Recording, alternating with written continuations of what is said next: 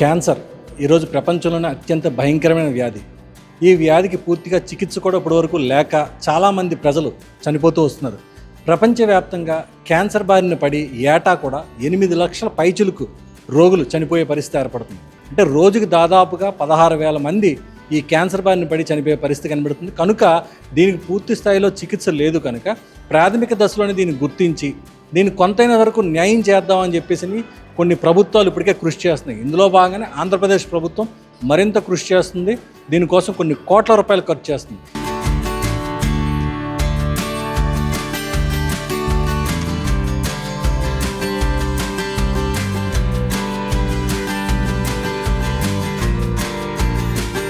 ఇప్పటి వరకు కూడా కేవలం కాంప్రహెన్సివ్ సెంటర్స్ కోసం ఏదైతే క్యాన్సర్ సెంటర్స్ ఏర్పాటు చేస్తుందో దానికోసం ఇప్పటివరకు 312 కోట్ల రూపాయలు ఖర్చు చేసింది.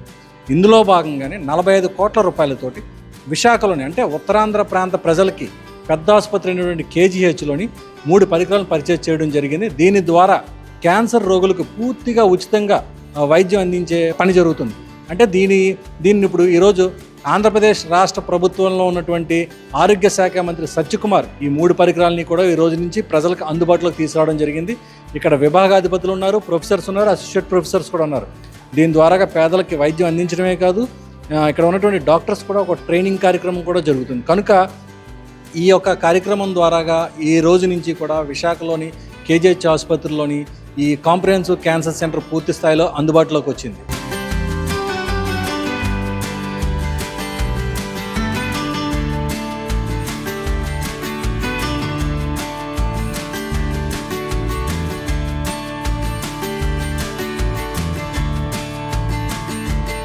అయితే ఇప్పుడు ఈరోజు కేజీహెచ్లో ప్రారంభించినటువంటి ఏవైతే విభాగాలు ఉన్నాయో ఆ విభాగాధిపతి ఇప్పుడు మనతో పాటు ఉన్నారు, డాక్టర్ శ్రీనివాస్ గారు. సార్ చెప్పండి, అసలు ఈరోజు కేజీహెచ్లో ప్రారంభించినటువంటి క్యాన్సర్ కాంప్రహెన్సివ్ సెంటర్ ద్వారా ప్రజలకు ఏ విధమైన ఉపయోగం జరుగుతుంది?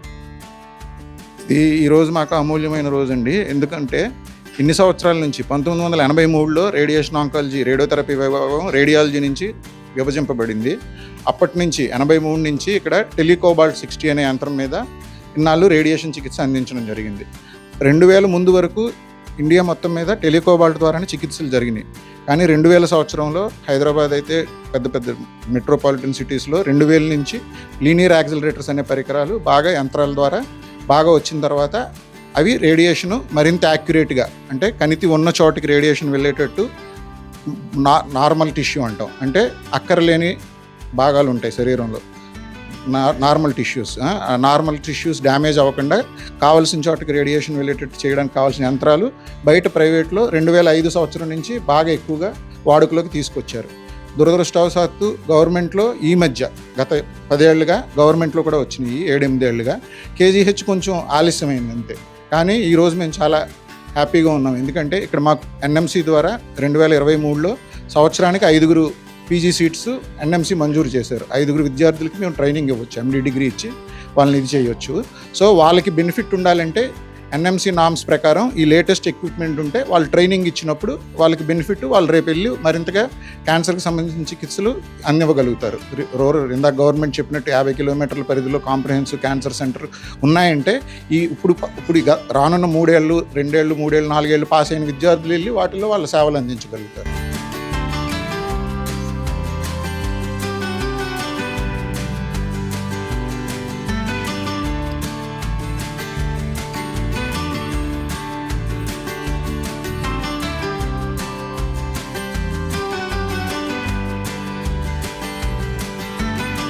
కాంప్రహెన్సివ్ క్యాన్సర్ సెంటర్లు ఇవాళ రాష్ట్ర వ్యాప్తంగా ఉన్నాయి.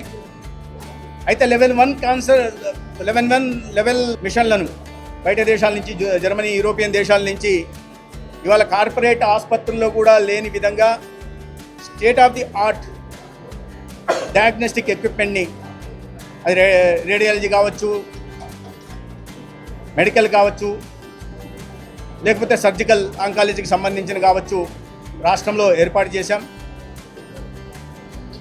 ఇప్పటికే క్యాన్సర్ను గుర్తించిన తర్వాత వాటిని చికిత్స అందించడం కాకుండా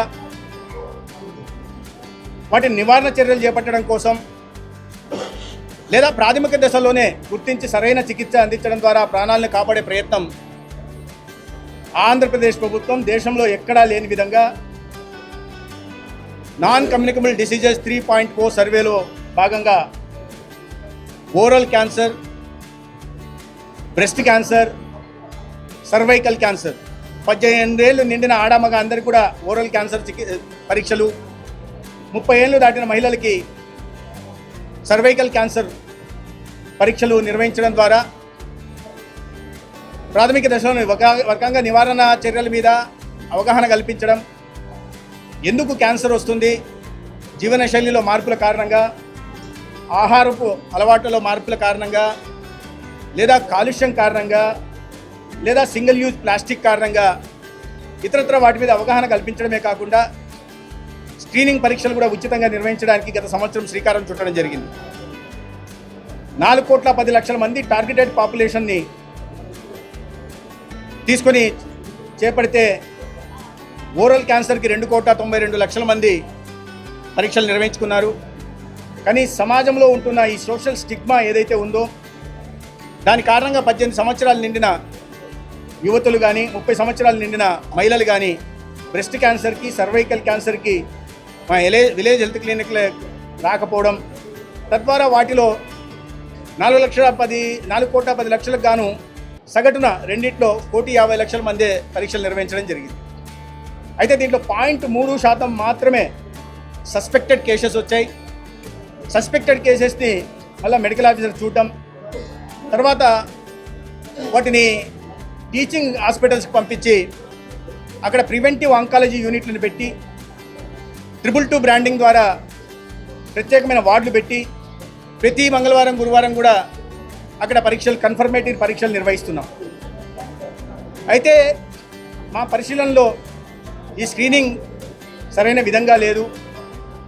0.3% మాత్రమే సస్పెక్టెడ్ కేసెస్ రావడం అంటే చాలా తక్కువ అని భావించి మళ్ళీ ఇప్పుడు ఎవరైతే హెల్త్ ప్రొఫెషనల్స్ని ఇన్వాల్వ్ చేశామో 18,000 మంది ఆశా వర్కర్లను కానీ, లేదా 4,000 మంది మెడికల్ ఆఫీసర్లని, 4,000 మంది ఏఎన్ఎంలని, 250 మంది స్పెషలిస్టులని, 125 మంది ఆంకాలజీ స్పెషలిస్టులని, వీళ్ళందరికీ మళ్ళీ రీఓరియంటేషన్ ప్రోగ్రాం పెట్టి ఈ సెప్టెంబర్ నెల నుంచి మళ్ళీ స్క్రీనింగ్ పరీక్షలు మరింత జాగ్రత్తగా